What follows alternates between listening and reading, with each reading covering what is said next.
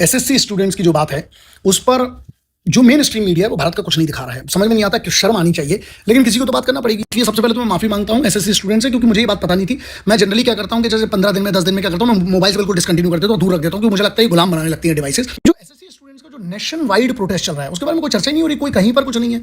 और जिम्मेदार आदमी को इसकी सजा मिलना चाहिए। अगर नहीं मिलती तो इसमें सबका फेलियर। इनको तनख्वाहें क्यों मिल रही है यार? एस्पिरेंट्स होते हैं, एक यही बात दोहरा रहे हैं आज से नहीं, ये कई बार हो चुका है और आज फिर ये बात दोहराई जा रही है कि हर बार जब एग्जाम में डिले होता है, पेपर लीक होता है, टेक्निकल ग्लिच होती है और फिर क्या होता है, साइलेंस हो जाता है। इस बार एसएससी जो सीजीएल 2024 जो टायर 2 में भी यही हुआ था। सेम बात हुई थी कि एक पूरे शिफ्ट का जो पेपर सेम है वो क्वेश्चन के साथ वो लीक हो गया है। सोशल मीडिया पर प्रूफ्स जब सामने आते हैं ना, उसके बाद जब स्टूडेंट्स को ये कहा गया कि it's all okay, no cancellation, no inquiry, कैसे ओके हो गया भैया? किस टाइप से ओके हो गया?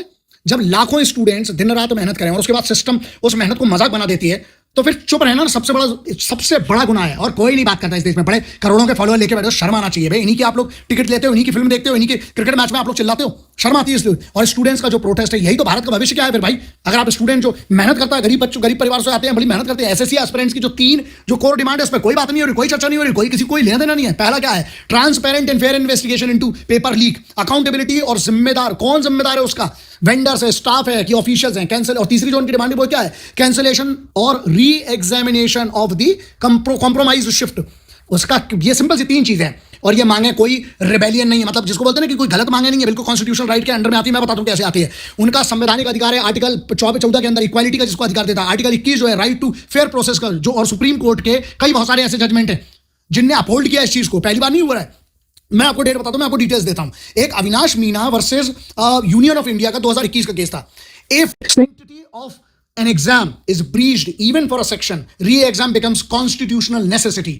ये उसके जजमेंट में लिखा हुआ है। उसके बाद तन्वी सरवाल का एक केस है वर्सेस सीबीएसई 2015 का है, जिसमें नीट पेपर लीक हुआ था और उसमें when trust in the process is compromised, the entire examination must be scrapped in public interest। ये बिल्कुल ये कोर्ट के ऑर्डर में लिखा हुआ है। उसके बाद Ashok Kumar Yadav versus state of Haryana का 1985 का एक जजमेंट है, जिसमें लिखा हुआ है कि transparency and fairness are not a luxury, they are the backbone of any public selection process. ये जजमेंट में कौन कह रहा है? सुप्रीम कोर्ट, हाई कोर्ट के जजमेंट में लिखा है। अब अगर आप बात करोगे सिस्टम, जो लोग कहते हैं कि सिस्टम को जिम्मेदार ठहराना बहुत आसान है, किसको ठहराया फिर? किसको ठहराया जाएगा फिर? जो सिस्टम की बात है, जो आपको सैलरी महीने के पूरे डेट पे आ जाती है। सरकारी नौकरी काहे के लिए करी तुमने? हर सरकारी कर्मचारी को जो सैलरी है वो कहां से आती है भाई? आपके टैक्स के पैसे से आती है। Consolidated fund of India article 226 से आती है आपको। और जो इनके ऊपर जो है लीगल ड्यूटी क्या है? CCS कंडक्ट रूल 1964 का 1964 का रूल 3 जो कहता है कि public servant must show devotion to the duty and the accountability. तो फिर सवाल क्या है भाई? अगर वो सिस्टम बार बार फेल हो रहा है तो उसके फेलियर की कीमत स्टूडेंट क्यों देगा भाई? वो तो मेहनत कर रहा है बच्चा, उसने तो अपनी पूरी जान झोंक दी है। गरीब परिवार से आता है, किसी का बाप किसान है, किसी का बाप ड्राइवर है, किसी का कोई अपने सरकारी नौकरी छोटी मोटी शिक्षक का बच्चा है। जब पेमेंट मंथली होती है तो परफॉर्मेंस की मंथली ट्रैक क्यों नहीं किया जाता? जब ऐसे भसड़ होती है तो उसका जिम्मेदार कौन होगा? समाधान। अब बात आती है, मैं हमेशा कहता हूं कि एक तो प्रॉब्लम हो गई, दूसरा सोल्यूशन। हम सरकार से, अगर ये सरकार इस पे जिम्मेदार क्यों नहीं है? ये डिपार्टमेंट आप ही लोगों के है ना। इन डिपार्टमेंट में एक पूरी की पूरी सीबीआई करिए। आप सीबीआई इंक्वायरी करिए। अगर सीबीआई इंक्वायरी तो फिर किसके लिए करेंगे? 30, 35, 50 लाख जो बच्चे इसका इतने बड़े तबके के लिए जिम्मेदार कौन होगा फिर? सीबीआई की सीधे इंक्वायरी होना चाहिए, बिल्कुल डीएसपी एक्ट में क्लियर कट है। और एक बात बताइए, बयान तो बहुत सारे लोग देते हैं, इसमें काहे को बयान नहीं आ रहा है? Action, accountability and constitutionally correct justice. Simple सी बात है। सिंपल से स्टेप्स क्या हैं भैया? कॉम्प्रोमाइज शिफ्ट जो है वो कैंसिल करनी चाहिए। सीबीआई या कोर्ट मॉनिटर इंक्वायरी होना चाहिए। जो भी वेंडर, ऑफिसर या एजेंसी गिल्टी हो उस पर क्रिमिनल लायबिलिटी और पब्लिक सस्पेंशन उसका होना चाहिए और पब्लिक इसके डेटा को करना चाहिए। आर्टिकल 311 सब क्लॉज 2 उसका बहुत क्लियरली क्या कहता है? Any government servant guilty of misconduct can be dismissed after inquiry. Inquiry आप बिठाइए, जो भी उसका जिम्मेदार है उसको क्लियर कट इस आर्टिकल में लिखा हुआ है। ये बात किसी पॉलिटिकल साइड की नहीं है। यहां बच्चे वोट देते हैं, वो किसी को वोट दें, पक्ष को दे पक्ष दे, लेकिन जब सरकार चुनी जाती है और सरकार जब एक सिस्टम में एक आदेश पारित करती है तो उसमें बैठे हुए जो ये अधिकारी हैं, इनको बंगले काहे के लिए मिलती है, गाड़ी क्यों मिलती है, इतना सब किस लिए किया? अगर आप इन बच्चों का भविष्य नहीं कर रहे हैं।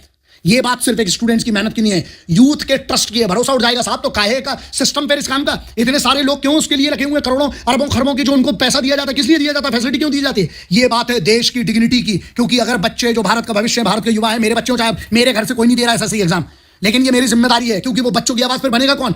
जब मेन स्ट्रीम मीडिया इसको दिखा नहीं रहा है, कोई पॉलिटिकल पार्टी इस पर बात नहीं कर रही है, कहीं पर इसकी चर्चा नहीं हो रही है, और बच्चों के ऊपर देख लो जरा क्या हो रहा है उनके साथ। यार मेरे आपके घर के बच्चे समझ में नहीं आता, अगर आपके बच्चों के साथ होते तो क्या करते हो आप लोग? यार चुप रहना, लाशें जिंदा सांस लेती हुई लाशें घूम रही, इसका क्या मतलब यार?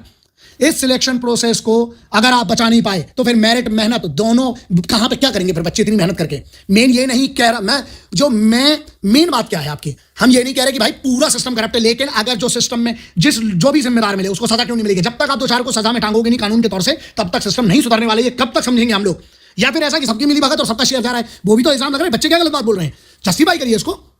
भाई सीधी सी बात यह है कि आपको जो है ना, हमें मिलकर सिस्टम सुधारना नेशनल ड्यूटी, और जिसकी जिम्मेदारी है सिस्टम में उसको आपको इसके लिए डंडा करना पड़ेगा कानून के तौर पर। यह सरकारों की जिम्मेदारी है इसके लिए, क्योंकि राष्ट्र का जो निर्माण है ना वो सिर्फ वर्दी पहनने वाले लोग नहीं कर सकते हैं यार, या चुना हुआ सिर्फ नेता वो नहीं करेगा। जिम्मेदार इसके लिए हर एक आदमी, नीचे से लेकर बॉटम से लेकर टॉप तक, जिसने भी सिस्टम में फेलियर हो, चाहे कोई भी हो, चाहे हर वेंडर, उसको सबसे बड़ी सजा दीजिए। क्रिमिनल कॉन्स्पिरेसी का उस पर केस लगाइए, क्रिमिनल उसके जितने सेक्शन लगते हैं बिजनेसेस के उस पर लगाइए।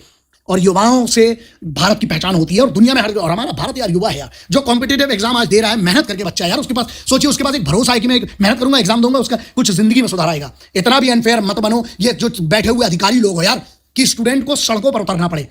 हाँ, और स्टूडेंट्स के लिए आप शांतिपूर्ण करिएगा, कोई भी चीज कानून हाथ में मत दीजिएगा, क्योंकि मैं उसका कभी साथ नहीं दूंगा। लेकिन अगर आपकी मांग सही है और आप जो मेहनत करें, जो गलत हुआ है उसमें मैं आपके साथ हूं और आखिर तक आपके साथ दूंगा। इसीलिए मैं मीडिया पूरा लॉन्च कर रहा हूं, और अब इनके लिए ना सामने आएंगे, अब जो भी होगा उस पर देखा जाएगा। इसलिए बात उठाना जरूरी है, और जो नहीं उठा रहा है आप देखिए इनका क्या है यार, इनका जमीर मर चुका है, ये जिंदा लाशें हैं सिर्फ।